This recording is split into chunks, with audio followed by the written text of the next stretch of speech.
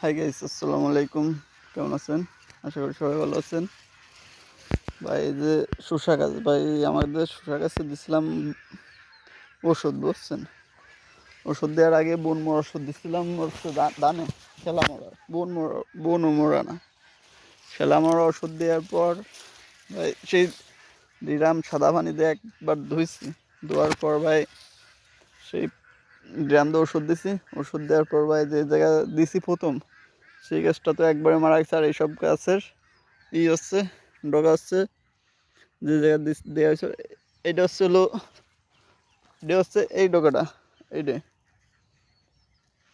এটা মনে, এইটা না, এসছে এইটা, এটা এই ডগাটা হচ্ছে ওই ডগাটা, এই দেখুন। আর এই হচ্ছে একদম মাঝ ডগাটা।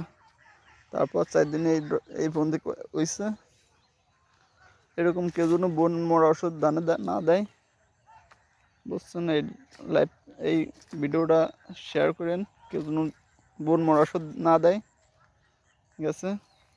আর এই যে পাতা কাটা হয়েছে, এই পাতা কাটলি ওই মরা পাতাটাই আর শক্তি খাতি পড়ে না। মরা পাতা খেলে পানি শুধু খায়, পানি খাওয়ার জন্য গাছের শক্তি কমায় দেয়।